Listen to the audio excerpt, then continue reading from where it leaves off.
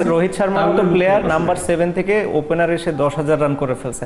তো ও যদি মাঝে মাঝে 3-4 খেলে কিংবা ব্যাটিং এ না নামে, এটা কি খুব একটা प्रॉब्लम হয়? ये नहीं कि हाँ ये ओपनर है इसको 8 नंबर पे भेज दो और 8 नंबर वाले को ऊपर करा दो। हमने ऐसा ये पागलपंती नहीं करते हम। অবভিয়াসলি আশা করছি এই দল অনেক ভালো করবে, কিন্তু যদি না করে আমি দলের সাথেই থাকবো। আপনারা হয়তোবা তখন আমাকে গালি দিতে পারেন। আসসালামু আলাইকুম সুপ্রিয় দর্শক বন্ধুরা, অবশেষে সাকিব আল হাসান এবং তামিমের দ্বন্দ্বটি দেশ পেরিয়ে বিদেশের গণ্ডিতে পৌঁছে গিয়েছে। দর্শক বন্ধুরা, গত কয়েকদিন আগে সাকিব আল হাসান একটি ইন্টারভিউ দিয়েছিলেন, আর সেই ইন্টারভিউতে তামিমকে নিয়ে কথা বলতে গিয়ে ইন্ডিয়ান ক্রিকেট টিমকে নিয়ে বেশ কিছু উদাহরণ দিয়েছিলেন। আর সেই উদাহরণগুলোর মধ্যে তিনি বলেছিলেন, দলের প্রয়োজনে রোহিত শর্মা যে কোনো পজিশনে ব্যাট করতে পারলে তামিম কেন পারবে না। আর সেই সকল বিষয়গুলোকে কেন্দ্র করে সারা দেশে ব্যাপক আলোচনার জন্ম দিয়েছিল।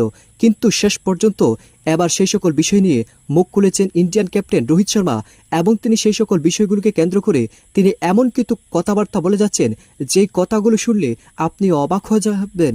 তো দর্শক বন্ধুরা, তিনি বলে যাচ্ছেন বারবার ব্যাটিং অর্ডার পরিবর্তন করা এটা পাগলের অভ্যাস। তো দর্শক বন্ধুরা, চলুন আমরা রোহিত শর্মার সেই সকল কথাগুলো শুনে নেই।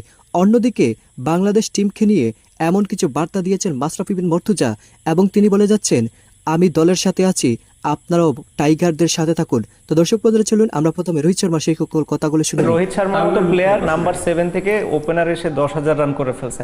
তো ও যদি মাঝে মাঝে 3-4 খেলে কিংবা ব্যাটিং এ না নামে, এটা কি খুব একটা प्रॉब्लम হয়? ভারতের সাবেক কাপ্তান মহেন্দ্র সিং ধোনির কোট করেছেন। উদাহরণ হিসেবে সাকিবের কথাই এসেছে রোহিত শর্মার ব্যাপারটাও। ফ্যাক্ট, লোয়ার মিডল অর্ডারে ক্যারিয়ার শুরু করে ওপেনিংয়েও লিজেন্ড হয়েছেন রোহিত। কিন্তু এই রোটেশন ইস্যুতে মেন ইন গ্রিন ক্যাপ্টেন নিজে কি বলছেন? ये नहीं कि हाँ ये ओपनर है इसको 8 नंबर पे भेज दो और 8 नंबर वाले को ऊपर करा दो। हमने ऐसा ये पागलपंती नहीं करते हम। ওয়ার্ল্ড কাপ টিম অ্যানাউন্সমেন্টের প্রেস মিটে ব্যাটিং অর্ডারের রোটেশন নিয়ে রোহিতের স্টেটমেন্টের সারমর্ম এই, দলের প্রয়োজনে ওপরে নিচে ব্যাট করা লাগতেই পারে, তাই যে কোনো পজিশনে যে কোনো রোল প্লে করার মাইন্ডসেট থাকতে হবে। তবে সেটা নতুন যারা যুক্ত হবে তাদের ক্ষেত্রে প্রযোজ্য, যেমনটা রোহিত নিজেও ক্যারিয়ারের শুরুর দিকে করেছেন।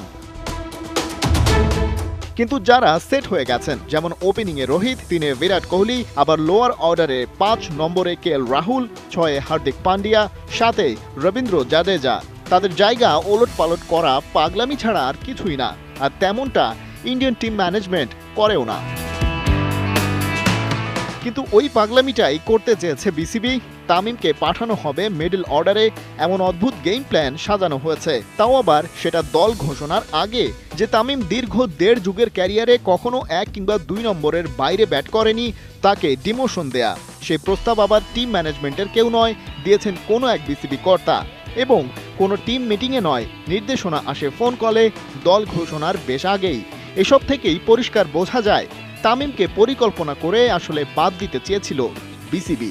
সবকিছু মিলে সব বিবেচনা করে ওর ফিটনেসের কথা চিন্তা করে, যে ইনজুরির যে কনসার্ন আছে এটা নিয়ে চিন্তা করে কিন্তু ওকে বিশ্বকাপ স্কোয়াডে রাখা হয়নি। আমার আসলে এইভাবেই যাবে, এটা ভালো কিছু হবে না, এটা এইভাবে আমাকে ম্যানেজ করতে, আমি হয়তো বা রেগুলার এইভাবে আমার পেইন হয়, অনেক পেইন হয়। নির্বাচকরা ইনজুরির কথা বলছেন বটে, কিন্তু সেটা ছিল শুধুই আই ওয়াশ, কারণ মেডিকেল ডিপার্টমেন্টের রিপোর্টে তামিম ছিলেন ফিট টু প্লে।